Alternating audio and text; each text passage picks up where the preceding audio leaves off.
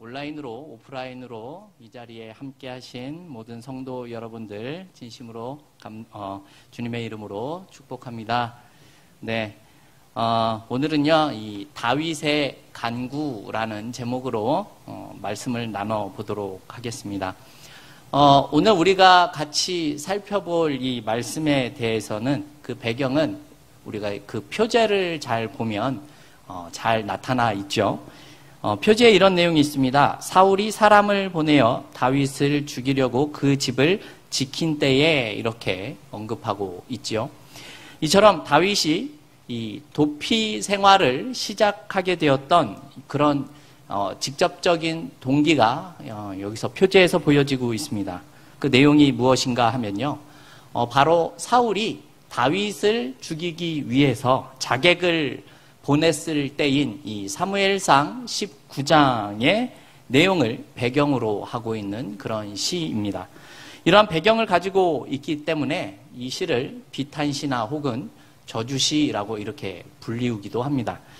시편에서 살펴보게 되면 이 저주시가 몇 편 나오게 되지요. 그런데 그 이름에서도 알 수 있듯이 이 저주시라는 것은 이 악한 자를 벌해달라라는 그런 내용이 담겨져 있습니다. 이런 내용이기 때문에 그 내용이 매우 원색적이거나 거친 그 표현이 나타나는데 그런 표현으로 하나님을 울부짖듯이 바라보는 그런 표현들이 나타나 있는 시가 바로 저주시입니다. 그렇다면 지금의 이 억울한 상황에서 이 다윗은 어떠한 내용을 우리에게 토로하고 있는지를 우리가 살펴보도록 하겠습니다. 이 다윗은 우리가 잘 알고 있다시피 이 사무엘상 17장을 보게 되면 그 전쟁에서 골리앗을 쓰러뜨리고 승리를 하고 개선을 하게 되지요. 그리고 그 이후에도 많은 전투에서 승리를 거두게 됩니다. 그리고 그러한 이유 때문에 이 다윗에 대한 백성들의 이 칭송이 계속 더해져만 가는 상황이 되었습니다. 그러나 백성들의 마음이 이 다윗을 향하고 다윗을 칭송할수록 사울의 마음은 이 다윗에 대한 시기와 질투가 불타오르게 되었지요. 그래서 그는 다윗을 이 자신의 그 왕권을 위협할 수 있는 사람으로 생각을 하게 됩니다. 그래서 틈만 나면 이 다윗을 살해하고자 하는 그런 시도를 했던 것을 알 수 있습니다. 사울은요, 이 다윗이 자신을 위해서 악기를 연주할 때에도 2번씩이나 창을 던져서 다윗을 죽이려는 시도를 했었습니다. 그렇지만 그런 살해 시도가 모두 실패하고 말았지요.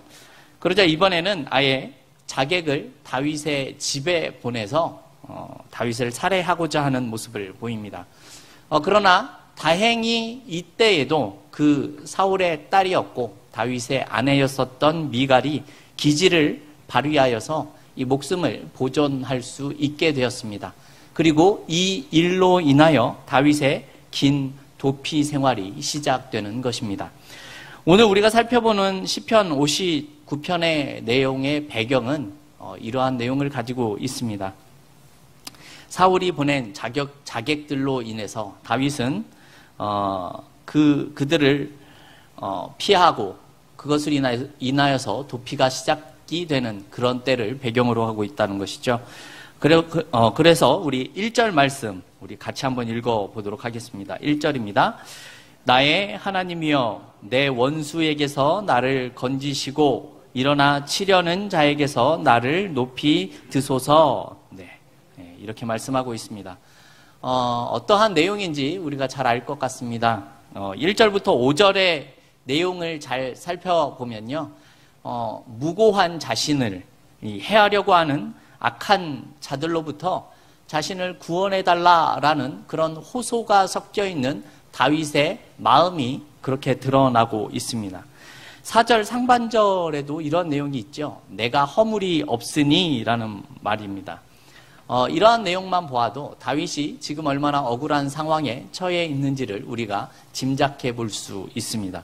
그래서 6절부터 다윗은 이 하나님의 심판을 두려워하지 않는 그런 이 악인들의 실상을 고발을 하고요.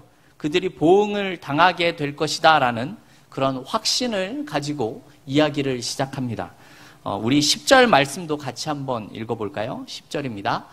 나의 하나님이 그 인자하심으로 나를 영접하시며 내 원수의 보응받는 것을 나로 목독해 하시리이다. 아멘. 네, 우리는 이 10절까지의 내용을 통해서 다윗은 지금 잘못이 없는 자신에게 이 억울한 상황을 당하고 있었다라는 사실을 하나님께 고백하고 있습니다. 그리고 하나님께는 이 무거운 자신에게 긍휼을 베푸어 주시고 원수들이 보응을 받는 것을 목격하게 해달라라는 말씀을 이렇게 하고 있는 모습이지요. 그런데 11절에서 13절의 내용을 보게 되면 다윗이 조금 일관성이 없는 것 같은 그러한 모습을 우리에게 보여줍니다. 11절 상반절을 보게 되면요, 저희를 죽이지 마옵소서라는 그런 말씀이 나오고요, 11절 하반절을 보게 되면요, 저희를 흩으시고 낮추소서 이런 말씀이 나옵니다. 10절에서 다윗은 이들이 보응을 받는 것을 보게 해달라라고 말씀을 하나님께 그렇게 말씀을 하고 있었는데 11절을 보면 그들을 죽이지 말고 그들을 낮춰달라라는 그런 내용이 나오기 때문이죠. 그리고 12절의 내용을 보게 되면요, 저주와 거짓말하는 자들이 교만에 사로잡히라라는 그런 말을 하고 있습니다. 12절의 내용이 이 11절 말씀보다는 뭔가 조금 더 수위가 높아진 것 같은 그런 모습을 보여줍니다. 그리고 13절을 보게 되면요, 없어질 때까지 소멸되게 하소서라는 그런 말씀이 나옵니다. 11절에서 저희를 죽이지 달라 이렇게 그런 말씀이 나오는데 13절을 보면 저희가 없어질 때까지 소멸시켜달라라는 표현이 나오고 있습니다. 뭔가 이랬다가 저랬다가 하는 다윗의 심경의 변화가 보여지는 것처럼 생각할 수도 있습니다. 하지만 이 다윗은 자신의 그 심경의 변화가 나타나고 있는 것이 아니라 사실 일관되게 자신의 마음을 드러내고 있다라는 점을 우리가 생각해 볼 수 있어야 합니다. 우리 11절 말씀 같이 한번 읽어볼까요? 11절입니다. 저희를 죽이지 마옵소서. 나의 백성이 잊을까 하나이다. 우리 방패되신 주여, 주의 능력으로 저희를 흩으시고 낮추소서. 아멘. 죽이지 마옵소서라는 이런 말에는요, 사실 여러 가지 뜻이 조금 담겨져 있는 내용입니다. 어떠한 내용이 함축되어 있냐 하면요, 다윗의 원수들을 하나님의 진노로 죽여서 없애지 말아달라라는 뜻으로 지금 말씀하고 있는 내용입니다. 왜 다윗이 이렇게 말씀하고 있을까요? 그 이유가 있죠.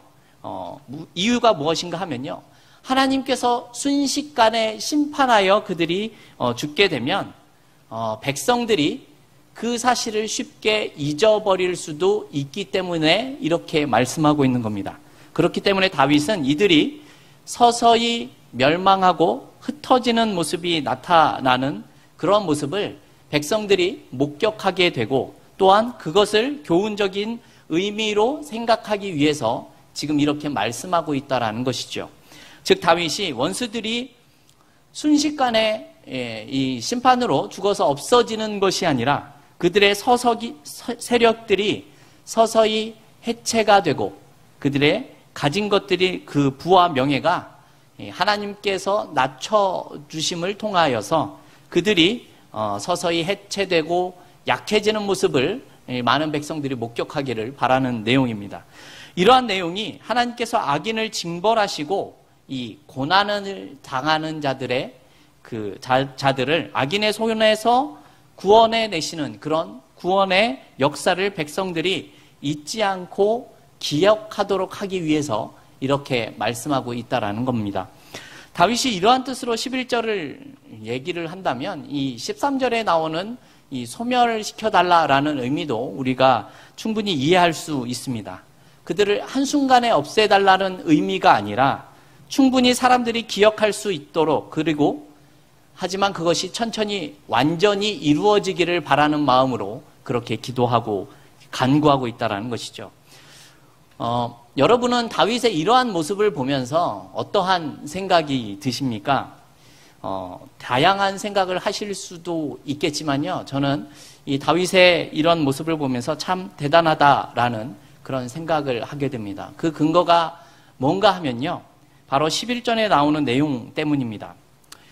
여러분 한번 생각을 해보십시오. 다윗이라면 이 자신을 죽이려고 그렇게 괴롭히는 사람들에 대해서 여러분이 다윗이라면 다윗 죽이려고 하고 괴롭히는 사람들에 대해서 여러분은 어떠한 생각을 가지게 될 것 같으십니까?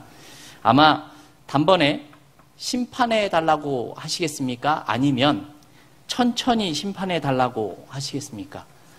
여러분 지금 다윗의 형편이 어떻습니까? 집에서 편하게 쉬면서 커피 한 잔 마시며 하나님 앞에 이들의 심판을 늦춰달라고 그렇게 기도할 만한 그런 상황이 아니다라는 것을 우리가 알 수 있습니다. 지금도 다윗은요, 사울이 보낸 자객으로 인해서 목숨을 위협을 당할 만한 상황에 놓여 있을 수 있기 때문에 그렇습니다. 단순히 이러한 모습만이 있어서 제가 지금 다윗의 이 신앙적인 모습을 칭찬하는 것은 아닙니다. 그렇다면 또 다윗이 어떠한 모습을 우리에게 보여주고 있습니까? 이 11절의 내용에 보면요. 다윗이 단번에 심판해 달라고 하지 않는 내용이 나타나고 있죠. 그렇다면 그 이유가 무엇입니까? 앞에서 잠깐 말씀을 드렸지만 백성들이 잊을 수도 있기 때문이다라는 말씀을 제가 드렸습니다. 이것이 뭐 대단한 일인가? 라고 생각을 하실 수 있을 것 같습니다. 하지만 다윗이 이렇게 생각하는 것은 사실 굉장히 쉽지 않은 일임을 우리가 생각할 수 있어야 합니다. 여러분, 예수를 믿지 않는 사람들도 선과 악을 구분할 수가 있죠. 그리고 우리 믿는 사람들은 이 믿지 않는 사람들보다 악한 선택이 아니라 선한 선택을 해야 한다라는 사실을 우리는 잘 알고 있습니다. 이런 관점에서 여러분 다윗을 한번 생각을 해보십시오. 다윗은요, 하나님 앞에서 선한 일을 행했음에도 불구하고 지금 억울한 일을 당하고 있습니다. 여러분, 이것이 단순히 억울한 일이 아니라 죽임을 당할 수도 있는 처지에 지금 놓여 있다라는 것이지요. 선을 행했으면 선한 결과를 얻어야 하는데 지금 악을 행한 것과 같은 그런 결과가 나타나고 있다라는 점입니다. 인과응보의 관점에서 생각을 해보면 다윗은 지금 너무나도 억울한 상황을 경험하고 있는 것이죠. 그렇다면 악한 일을 행한 자들에게 다윗은 저들이 잘못했으니 벌해 주십시오라는 생각을 가질 수 있어야 합니다. 물론 그렇게 하나님 앞에 고백을 했습니다. 하지만 우리가 살펴보았던 11절의 내용을 보게 되면 다윗의 모습은 이 자신이 경험했었던 그런 억울함이나 분함을 넘어서서 하나님 앞에 사실 이러한 마음을 가지고 호소하는 내용이 담겨져 있는 겁니다. 어떠한 내용인가 하면요. 저들을 벌해 주십시오. 저들의 행위가 잘못이라는 사실을 우리에게 하나님께서 보여주십시오라는 그런 뜻으로 말씀하고 있다라는 겁니다. 조금 다른 표현으로 하면 저들에게, 많은 사람들에게 하나님이 살아있다라는 사실을 증거해 주십시오라는 뜻으로 말하고 있다라는 겁니다. 여러분, 다윗이 이러한 모습을 보여주는 것이 무엇이 대단한가? 우리가 그런 생각을 해볼 수 있습니다. 우리와는 무엇이 다른가? 우리는 그런 생각도 필요하죠. 여러분, 악한 자들에게 나의 복수를 위해서 벌을 받게 해달라라는 것으로 다윗의 모습은 그렇게 끝나고 있지 않다라는 겁니다. 악을 행한 자들에게 나의 복수를 해달라라는 것이 아니라 그 일에 하나님께서 등장하셔서 그 일 가운데서도 하나님의 통치가 나타나고 하나님의 공의가 드러나게 해달라라는 뜻으로 지금 말씀하고 있다라는 것입니다. 우리는 그 복수심과 같은 내용으로 인과응보에 대해서 말을 하는 것이 아니라 자신의 당한 일에도 하나님께서 의로운 분이시다, 그리고 선한 분이시기 때문에 그 일에 하나님의 뜻과 선하심이 나타나게 해달라 이렇게 지금 강구하고 있는 내용이다라는 것이죠. 여러분, 백성들이 기억하게 해달라라는 말에는요, 나의 복수를 하나님께서 해주셨다라는 내용이 아니다라는 것입니다. 악하고 불순종을 해간 자들에게 결국은 하나님의 통치와 공의가 나타나서 그것을 그들이 알 수 있도록 보여달라라는 뜻에서 말씀하고 있는 내용이라는 겁니다. 우리로 하여금 하나님께서 목적하시는 그 선과 의로움을 많은 사람들에게 드러내달라, 목격할 수 있게 해달라라고 하는 차원에서 말하고 있는 내용이다라는 것입니다. 여러분, 단번에 심판해버리면 하나님의 백성들이 이러한 사실을 제대로 깨닫기도 전에 그 사실을 잊어버릴 수도 있기 때문에 그렇습니다. 그래서 시간이 걸리더라도 하나님께서 그 자신의 공의를 나타내시고 그들이 하나님의 공의에 의해서 심판당하는 모습들이 나타날 수 있도록 그렇게 하나님 앞에 간구하는 모습이 보여지고 있다라는 것입니다. 여러분, 다윗은 너무나도 억울한 상황에 있지만 그 자신의 복수심에 잡혀 있는 것이 아니라 그 안에도 하나님의 공의가 나타나고 드러내게 해달라라고 지금 이야기하고 있다라는 겁니다. 여러분, 여기에 다윗의 대단한 모습을 우리가 찾아볼 수 있다라는 겁니다. 여러분, 우리의 모습은 어떠할까요? 하나님의 공의의 성취와 그런 교훈보다는 사실 이런 상황에 놓여 있다면 우리는 하나님의 즉각적인 그런 심판이나 우리의 안전이 보장되는 일들을 바라고 원했을 겁니다. 그렇죠? 그 일은 바로 원수의 철저한 파멸입니다. 우리는 이러한 모습에 관심을 많이 가지고 있지만 다윗은 그러한 상황이었지만 그렇게 행하지 않았다라는 겁니다. 심지어 다윗의 눈앞에 여러분 잠자고 있는 사울이 그 눈앞에 있다면 우리는 어떠한 모습을 보였겠습니까? 여러분, 만약에 제 앞에 제가 다윗이라면 사울이 그렇게 잠자고 있는 상황이라면 저는 이것은 하나님의 응답이다 라고 믿어 의심치 않고 칼을 들어 다윗을 베었을 것입니다. 그러나 이런 모습이 사실 누구나 생각할 수 있는 일반적인 모습이라고 생각이 듭니다. 하지만 다윗은 이런 상황을 2번이나 경험하게 되었지만 자신의 원수인 사울을 죽이지 않았다라는 사실을 우리는 성경에서 확인할 수 있습니다. 여러분, 예수를 믿는 중에 가장 어려운 점들이 뭐가 있을까요? 많은 것들이 있겠지만 착하게 살고 열심을 내면서 살아가고 있는 데에도 그에 알맞은 보상을 받지 못하는 상황이 되면 우리는 참으로 어려움을 느끼게 됩니다. 오히려 그 결과가 괴로움이 생길 때에 사실 우리의 신앙에 어려움이 생길 수 있다라는 것입니다. 실제로 우리가 그런 상황이 당하게 되었을 때에요, 우리에게 더 이상 어려움이 생기지 않으려면요, 오히려 우리는 더 악하게 살아가면 될 수도 있습니다. 그렇죠? 악하게 살면요, 사람들이 우리를 얕보지 않습니다. 그리고 또 악하게 살면 그들이 우리를 쉽게 괴롭히지도 않습니다. 다른 사람을 돌아볼 필요도 없고 다른 사람을 생각하지 않는다면 우리의 인생은 조금 더 편해질 수 있는 것이 사실입니다. 그러나 오늘 다윗의 시편에서 하는 얘기는요, 우리가 신앙생활을 그렇게 쉽게 편하게 하자라는 이야기가 아니죠. 폭력과 피해를 당하고 있지만 그것을 보호해 달라라는 차원에서 다윗이 말하고 있는 내용이 아니다라는 겁니다. 이런 일이 생기더라도 그곳에 하나님의 통치가 나타나고 공의가 나타나기를 바라는 마음에 다윗이 간구하고 있기 때문에 그렇습니다. 다윗이 사울에게 복수하는 것이 소망이었다면 다윗은요, 사울을 죽일 수 있었던 그 2번의 기회를 놓치지 않았을 겁니다. 다윗은 지금 자신의 복수심은 내려놓고 하나님께서 공의로운 심판자가 되시기를 바라고 있는 겁니다.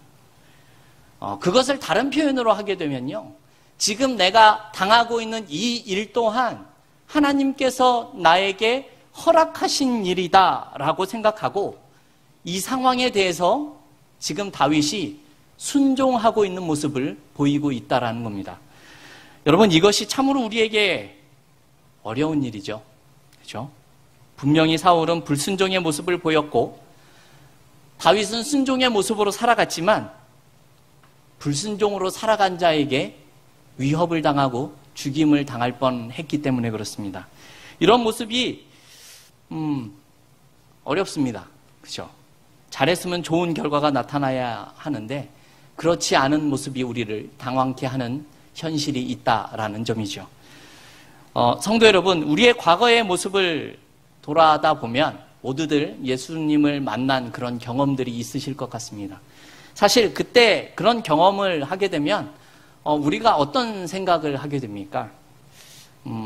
때로는 어떤 일도 할 수 있을 것 같은 자신감이 들기도 하고 늘 이런 은혜 가운데 살면 어떠한 일이 생기더라도 우리는 다 이겨낼 수 있을 것 같은 그런 자신감이 생기기도 했었을 겁니다. 하지만 우리는 우리의 생각과는 조금 다른 현실을 마주하게 된다는 것이죠. 예수를 믿지만 늘 좋은 일이 생기는 것도 아니고 우리의 생각보다 조금 더 어려운 일을 만나게 되는 경우가 있기 때문입니다. 여러분, 오늘 다윗과 같이 잘못한 것이 없음에도 불구하고 열심히 선행을 하며 살았음에도 불구하고 억울한 일을 당하기도 하기 때문입니다. 바꿔 말하면 순종을 하며 사는데 우리가 만나는 것이 고난이었다라는 말입니다. 우리 다 같이 히브리서 5장 8절에 있는 말씀 같이 한번 읽어보겠습니다. 읽겠습니다. 그가 아들이시라도 받으신 고난으로 순종함을 배워서 네, 아멘. 여러분, 이 말씀에서 어떠한 이야기를 하고 있는 것 같습니까? 예수님은 하나님의 아들이었고 그 메시아직을 수행하는 것, 즉 아버지의 뜻을 그 완선하는 일에 이 순종을 한다라는 겁니다. 그런데 그 순종의 과정이 고난이었다 이렇게 표현하고 있는 것이죠. 하나님의 아들이었지만 고난의 모습으로 그렇게 순종하고 있다라는 것이죠. 여러분, 다윗의 모습도 그렇지만 이 예수님의 경우에서도 우리가 알 수 있는 내용은요, 순종이 늘 형통함을 낳지는 않는다라는 겁니다. 여러분, 순종은 우리가 생각하는 것만큼 보상을 주지도 않을 때가 많습니다. 여러분, 순종은 우리가 생각하는 것만큼 내가 원하는 해결의 방법을 보여주지도 않습니다. 여러분, 그렇다면 그 순종의 결과는 무엇입니까? 우리의 생각을 뛰어넘는 하나님의 역사가 나타난다라는 겁니다. 여러분, 순종에는요, 더 많은 은혜와 기적이 나타나는 근거가 된다라는 겁니다. 그래서 그 길을 예수님께서 걸으셨고 지금 다윗이 걸어가고 있다라는 점이죠. 성도 여러분, 다윗은 억울한 상황이었지만 복수심에 불타지 않았습니다. 오히려 이러한 일 가운데서도 하나님께 순종하여서 하나님의 그 통치와 공의를 나타내 주시기를 기도하는 모습이 우리에게 보여지고 있습니다. 왜냐하면 이렇게 살아가는 것이 하나님을 믿는 자들의 어떻게 보면 명예로운 일이고 영광된 일이기 때문입니다. 복수심에 불타는 것이 아니라 악을 멸하시는 그 하나님의 공의로움을 믿고 그것을 백성들이 기억하기를 바라는 다윗의 마음, 다윗의 기도가 나타나고 있다는 것이죠. 여러분, 다윗은 하나님을 의지하고 순종하는 모습 때문에 고난의 길을 걸을 수밖에 없었습니다. 하지만 그 고난의 길 가운데 악을 악으로 갚지 않았었고 그의 분노를 풀려고 하지도 않았었고요. 하나님께서 일하시기를 끝까지 기다리고 있는 그 순종의 모습을 우리에게 보여주고 있습니다. 여러분, 왜 이러한 모습을 보일 수 있는 것입니까? 왜냐하면요, 결국은 하나님이 일한다라는 사실을 알고 있기 때문입니다. 그래서 다윗은 하나님의 마음에 합한 자다라는 타이틀을 얻게 됩니다. 그러면 우리는 어떻습니까? 여러분, 우리도 예수 그리스도로 말미암아서 예수님의 그 인정을 받았고 예수님의 그 생애로부터 생명의 부름을 받은 인생들입니다. 그래서 기꺼이 다윗과 같은 모습을 우리는 감당해낼 수 있어야 한다라는 말입니다. 여러분, 말씀을 마치겠습니다. 성도 여러분, 우리는 명예로운 생명을 가진 자들입니다.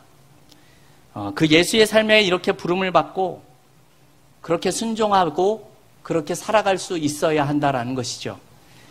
우리가 한 거 하고 복수하는 삶이 아니라 그 일 가운데서도 하나님의 공의로우심을 나타낼 수 있고 그 일 앞에 순종하는 그런 삶을 살아갈 수 있어야 한다라는 것입니다. 예수님처럼, 다윗처럼 말이죠. 저와 여러분은 오늘 말씀을 통하여서 하나님의 공의와 뜻에 순종하며 사신 그런 예수님과 다윗의 모습을 기억하셔서 다윗과 같이 하나님의 마음에 합한 자로서 하나님이 기뻐하시는 그런 위대한 인생을 살아낼 수 있는 믿음의 사람들이 다 되어질 수 있기를 주님의 이름으로 축원합니다.